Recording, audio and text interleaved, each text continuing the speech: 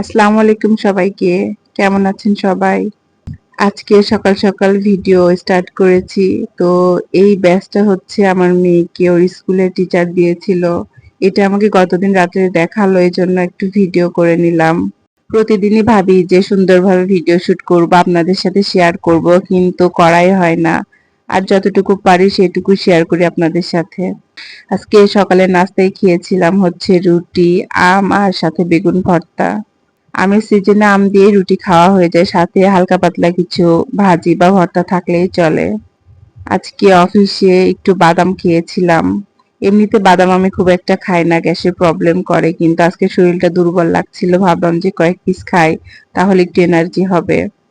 আর এই তো আমার কলিগ হচ্ছে একটা এক্সাম দিবে, ওইটারই প্রিপারেশন চলছিল, পড়াশোনা করতেছে। আর এক্সামটা আমিও দিব, এই জন্য বইটা দুজন মিলে শেয়ারে কিনেছি, যে অফিস টাইম একটু টুকিটাকি পড়া যাবে এই আর কি। আজকে হচ্ছে আমার মেয়ের ব্লাডের একটা টেস্ট করানোর ছিল, তো দুপুরের দিকে ওকে বাসায় থেকে নিয়ে আসলাম।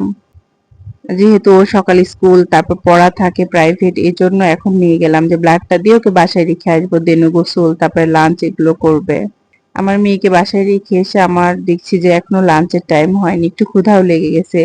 তো আমি বিস্কুটটা এনেছিলাম আর আমার কলিগ চানাচুর, তো দুজন মিলে শেয়ার করে খেয়েছিলাম। কিছুক্ষণ পরেই দুপুরের খাওয়া দাওয়ার সময় হয়ে গেছে।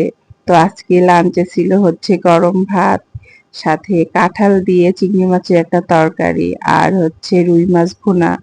তো এগুলো দিয়ে খুব মজা করে খেয়েছিলাম। তো খাওয়া দাওয়া শেষ করে টুকিটাকি কাজ করলাম, তারপর বিকেলের দিকে একটু ফাঁকা ছিল, এই জন্য ভাবলাম যে আমিও একটু পড়ি। তাই চা খাচ্ছিলাম আর একটু বইটা পড়তেছিলাম। বিগত বছরের প্রশ্নগুলো দেখলাম, তো যা মনে হইলো যে পড়াশোনা করলে ইনশাল্লাহ সবকিছুই পারা যাবে, মোটামুটি সহজই আছে। তো সন্ধ্যার পরে বাসায় গিয়ে আমি চিজি পাস্তাটা বানিয়েছিলাম। দুধ দিয়ে মেয়োনেজ দিয়ে পাস্তাটা খেতে আমার ছোট বোন খুবই পছন্দ করে, তো প্রায় বানানো হয়। আর এগুলো খেলে না পেট অনেক বেশি ভরে যায়, তখন আর রাত্রে খাবার খাওয়ারই কোনো আর জায়গা থাকে না পেটে। রাত্রের দিকে হচ্ছে আমার রুমে সবাই আড্ডা দিতেছিল, আমি আমার ছোট ভাইয়ের রুমে গেলাম। গিয়ে একা একা শুয়েছিলাম, একটু গান শুনতেছিলাম। আর এখানে যে গানটা প্লে হচ্ছে এটা হচ্ছে আমার খুবই পছন্দের একটা গান। আমার ছোট ভাইয়ের বউ হচ্ছে কাগজ দিয়ে অনেক সুন্দর ফুল তারপর অনেক কিছু বানাইতে পারে। তো ওর ঘরটা এরকম ভাবে সাজিয়ে রেখেছে, তাই ভাবলাম যে আপনাদের সাথে একটু শেয়ার করি। অনেকগুলো জিনিস বানাই, একদম রুমের দেওয়ালগুলো একদম সাজিয়ে রেখেছে। মাঝে মাঝে মানুষের ভিতরে থাকতে খুব ভালো লাগে, গল্প করতে, হাসাহাসি করতে। আবার মাঝে মাঝে মন চায় যে একটু একা থাকি, 10 মিনিট হোক না কেন, তারপরেও একা থাকতে মন চাই। তো এই সময়টা আমার সেরকমই ছিল।